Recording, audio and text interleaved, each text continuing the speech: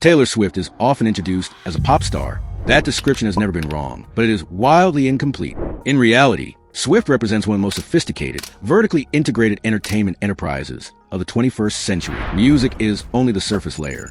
Beneath it lies a system of intellectual property control, fan-driven marketing, financial discipline, cultural timing, and attention management that would impress seasoned CEOs.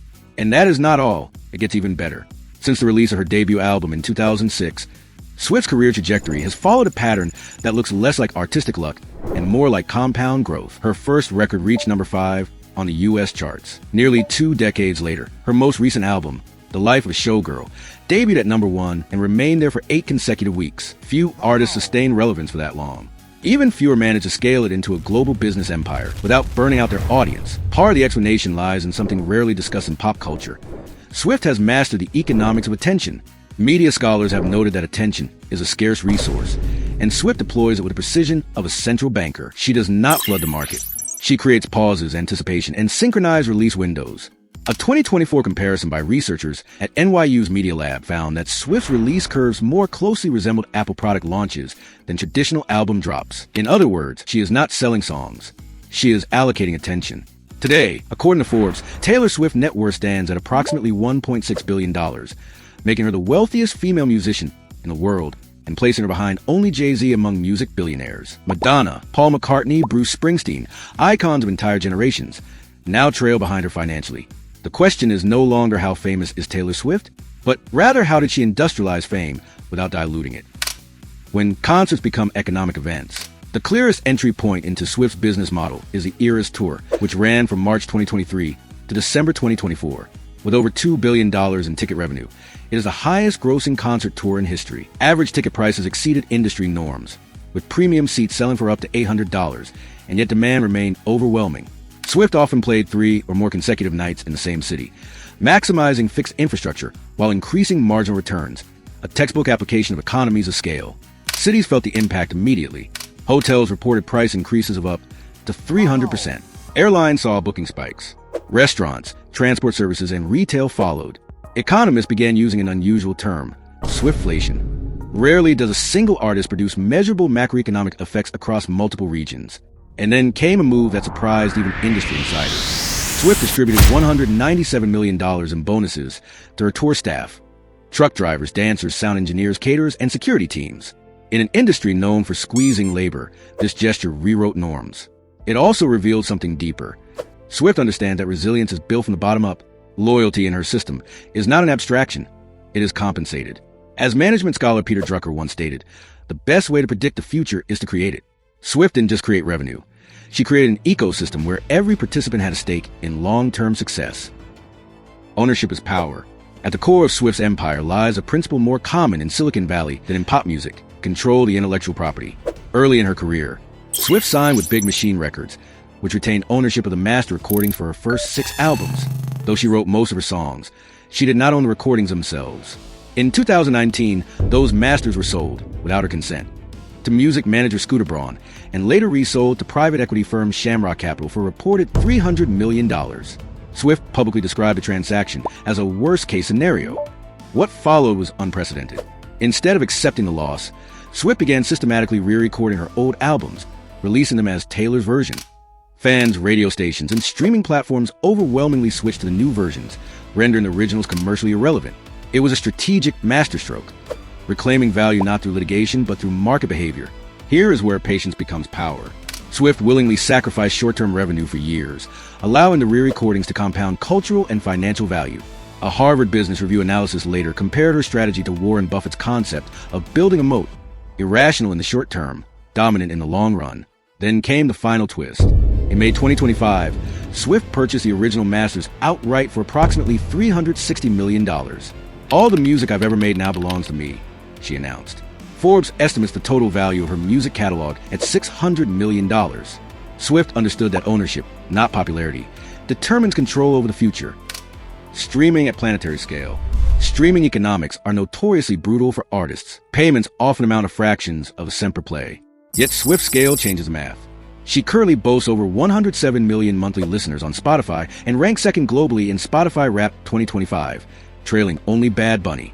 In the 2 preceding years, she ranked first, surpassing 26 billion streams annually.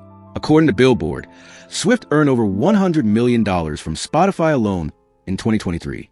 Streaming is not her core profit center, but it functions as a planetary-scale distribution engine feeding albums, tours, merchandise, and media events. And this is where it gets interesting. For most artists, new releases cannibalize older work. Attention and streams shift from the back catalog to the latest album, creating substitution rather than growth. Taylor Swift is a rare exception. She experiences negative cannibalization. Her albums function as chapters in a coherent narrative universe, rather than isolated products. Each project recontextualizes earlier songs, rewards long-term fans, and invites new listeners to explore backwards. Combined with refreshed Taylor's version releases and highly engaged fan behavior, new albums boost older streams instead of cannibalizing them. Growth is additive, not substitutive. Every release expands the system rather than resetting it. From stadiums to screens, Swift's expansion into film and television reveals another layer of strategic thinking. Instead of partnering with major studios for her Eras Tour concert film, she produced it independently and negotiated directly with theater chains. The result? $260 million in box office revenue, making it the highest-grossing concert film of all time. Streaming platforms took notice. Disney+, Netflix, and Universal reportedly competed for the rights. Disney won, paying over $75 million for streaming exclusivity. Swift then followed with limited-run theatrical releases, including the official release party of Showgirl, which generated over $50 million in just 3 days. Her newest project, the Disney Plus documentary series The End of an Era, transforms tour logistics into serialized content. Release in stages, it applies retention mechanics more common to tech platforms than the documentaries. Media scholar Henry Jenkins once wrote, "In a convergence culture, every story becomes part of a larger system." Swift's genius lies in designing and owning that system herself. Merchandising, algorithms, and fan intelligence. Merchandise is often treated as an afterthought. For Swift, it is a pillar. During the Eras Tour, fans spent an average of $2 million per concert on merchandise. In 2023 alone, merch added $132 million on top of ticket revenue. Yet the real surprise lies in how her fans function. Swifties operate like a decentralized intelligence network, tracking clues, decoding colors, analyzing metadata, and amplifying narratives. Social listening studies show Swift generates more organic pre-release content than many Fortune 500 brands. Her fans do not merely consume marketing, they produce it. For example, weeks before a new release, fans analyze Swift's outfits, social media captions, and even background objects and photos to predict album themes or release dates.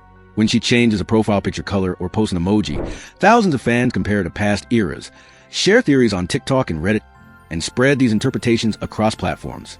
Long before any official announcement, the narrative is already circulating, created, refined, and amplified by the fans themselves. Crucially, Swift remains algorithm resilient.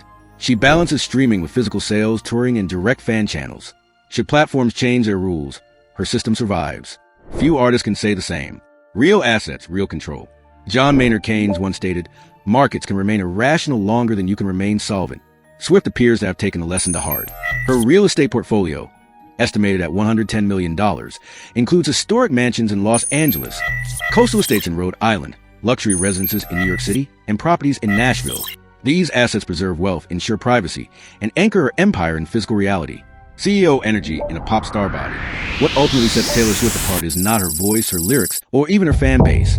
Though all are formidable, it is her mindset. She operates less like a performer chasing hits and more like a chief executive stewarding intellectual property, attention cycles, and long-term trust. Her advantage is not control through centralization, but flexibility at scale. Her system tolerates failure, adapts quickly, and regenerates continuously. In an era obsessed with speed, Swift wins through timing. Taylor Swift is no longer simply participating in the music industry. She is quietly rewriting its rules. And that is not the end of the story. It's the blueprint for what comes next.